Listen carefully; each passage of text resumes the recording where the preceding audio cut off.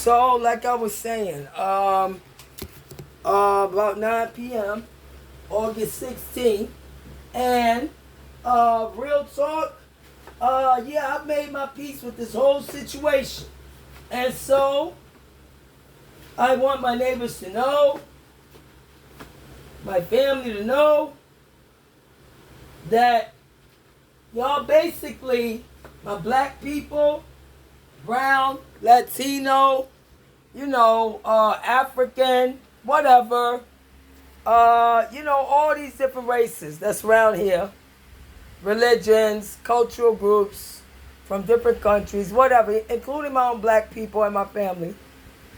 Y'all have tried very hard to stop me from doing anything. And I realize what is the behavior pattern that y'all have in common with my family, besides the descendant of the slave breeding program's behavior pattern.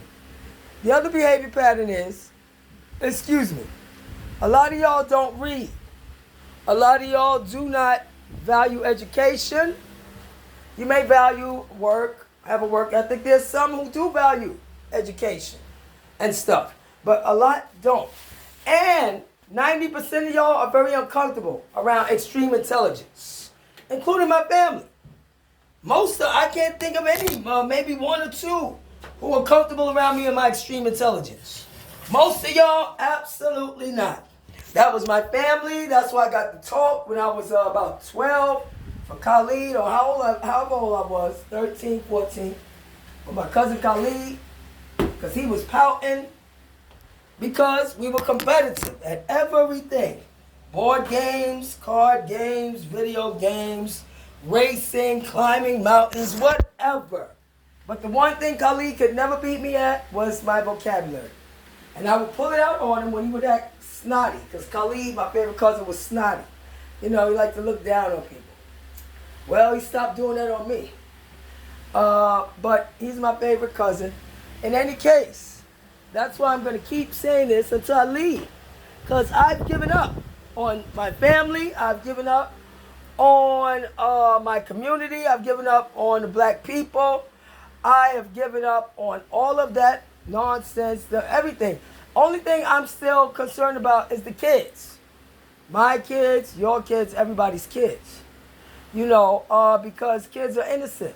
And they are not burdened down with that fake ass, this is my culture, when really it's just a learned behavior pattern that was learned and taught into you. And some of them are because, for various different reasons.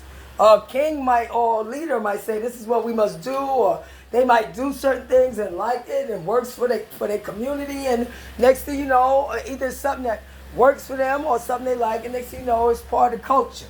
For every different race, religion, every different, country, etc., or economic system, etc. But see, real culture is the good stuff. The rest of that is learned behavior patterns, toxic. So culture will be something like the artwork, the pottery, the recorded history, the accomplishments, the academics, their architecture. That stuff that's real, clothing. That stuff that's real culture for every different community, every different country, every different culture, every different race, every different religion, every different socio-economic background. The rest of that shit, that's not culture. That's learned behavior patterns. Culture is the good stuff. The stuff you want to keep and pass on for generation after generation and remember it. And you know what else is part of culture? Knowing your history. If you don't know your history, then no. So the rest of that stuff, like, for example, the oversexed image of black women. Black women are supposed to be mammy, cooking, maids, nurses, what do you call it? House, nannies, or the sex part. Never the smart one. You never see that image promoted in the black community or anywhere of the smart, intelligent black woman. In fact, she's called a bitch. Like a black bitch or a bat bitch. B-A-T, bat bitch, whatever. Black bitch. but it's not encouraged because we're supposed to be subservient. That's the image, that's the, the role we're supposed to play forever in this country. And there are few who reach the top, and they're allowed in. But you notice once they get to the top 1%, then they start resisting down. First they're resisting up. This is wrong, this is wrong. You see these things going on up there at the top. As soon as they get to the top, like Snoop, any of them, Oprah, any of them, Tyler Perry, any of them. As soon as they get to the top, Michael Jordan, any of them, they stop, or LeBron, they stop resisting. All of a sudden, it's about being a part of that 1%, and all the shit they were saying when they was trying to get up there and getting their fans, the people who suffered, all of a sudden it changed. Like Oprah with Harvey Weinstein. Oh, I'm not going to comment on that. Really, Oprah? I'm trying to process it. Really? You commented on everything in regular folks' lives.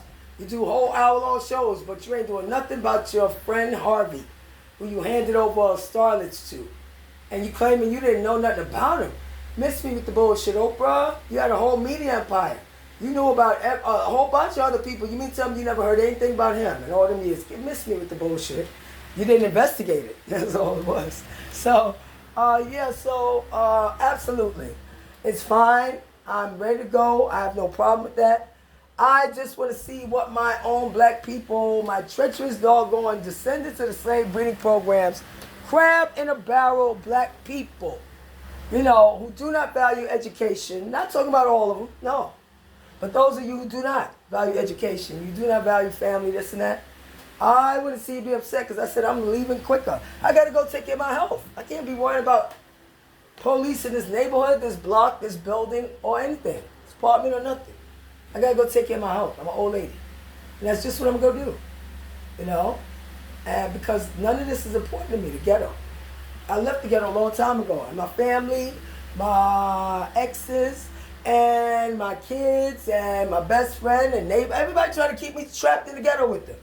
Fuck that. Bye. Like real talk.